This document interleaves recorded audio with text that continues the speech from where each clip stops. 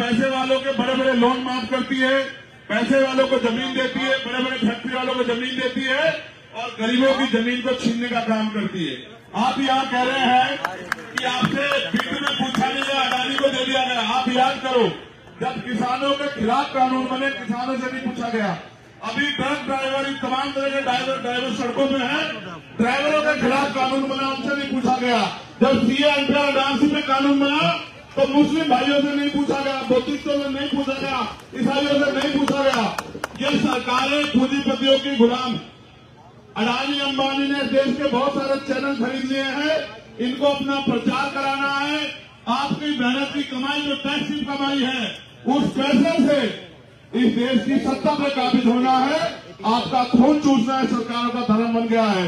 और आप देखो, आपके टैक्स के पैसे से चलने वाली सरकार आज आपको उजाड़ देना चाहती है। आप महसूस करो, अभी कितना पैसा खर्च करके सरकार गिराई, इन लोगों ने गिराई या नहीं गिराई? कितने लोगों को ईडी, सीबीआई, इनकम टैक्स से डरा, क्यों डराया? क्योंकि अडानी को आपकी जमीन सौंपनी है। ये 600 एकड़ जमीन है, ये आपने सींच के तैयार की। ये कभी बंजर जमीन होती थी, गड्ढे होते थे, आपने इसको तैयार किया, मेहनत किया, आज आपने तैयार कर दिया तो उनको पूरा लग गया है। वो आपको इंसान नहीं समझते, गरीबों को कीड़े मकोड़े समझते हैं। उनको लगता है कीड़े मकोड़ों को शहर से बाहर रहना चाहिए। मैं सरकार को यह बताना चाहता हूं कि भारत का कोई भी इंसान कीड़ा मकोड़ा नहीं है, उसका भी उतना अधिकार है जितना अडानी अंबानी का अधिकार है। सरकार इस बात को याद रखे।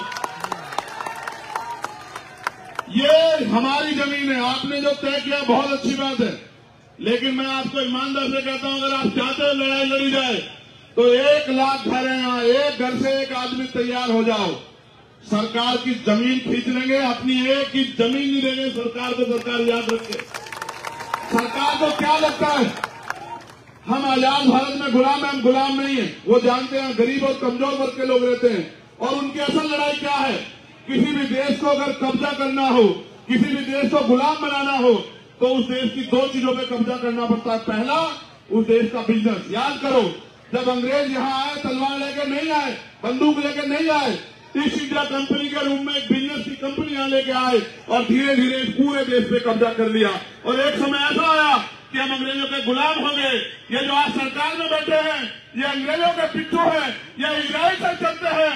मैं इनको बहुत अच्छी तरह जानता हूं कि इनका बाप कौन है। आप याद करो, अडानी अंबानी नहीं है, वो दोबारा से ईस्ट इंडिया कंपनी लेकर आए अडानी के रूप में।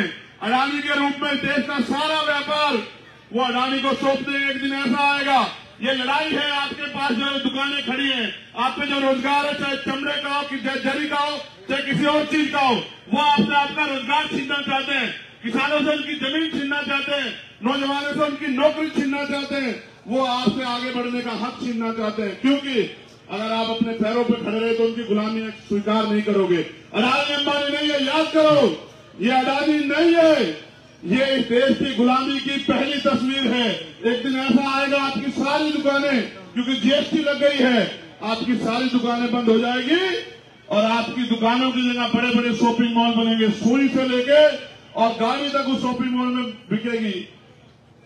और जिस दिन वो शॉपिंग मॉल एक दिन के लिए बंद होगा, आप रोटी को तरस जाओगे, आपको पीने के लिए पानी नहीं मिलेगा, बच्चों के लिए दूध नहीं मिलेगा। ये एक षड्यंत्र है इस देश को गुलाम बनाने का।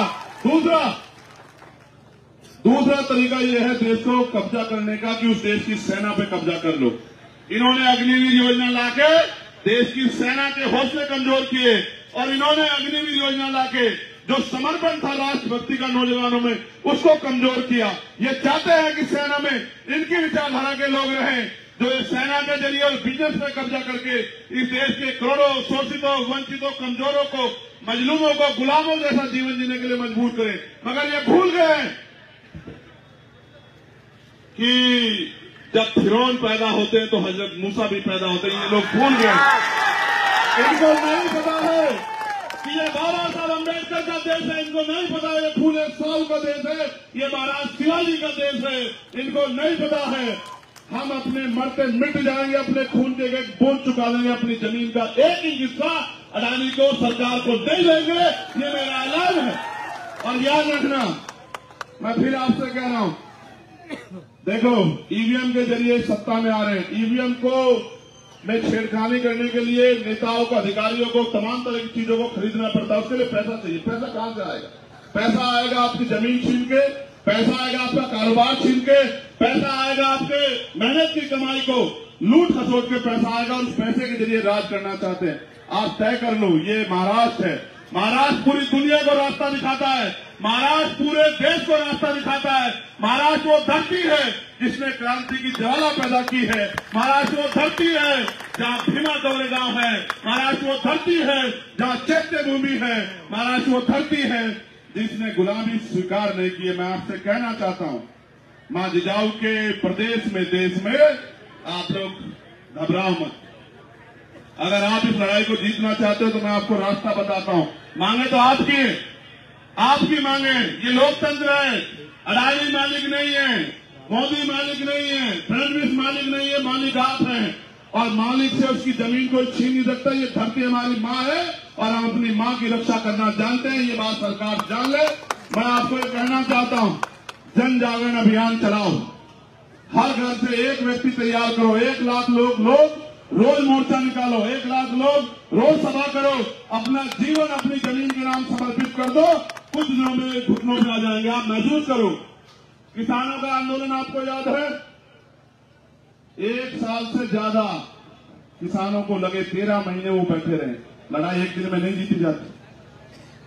लड़ाई जीतने में बहुत समय लगता है। हिम्मत दिखाओ, ताकत पैदा करो, संगठन बनाओ, एकजुट हो जाओ, भाईचारा पैदा करो।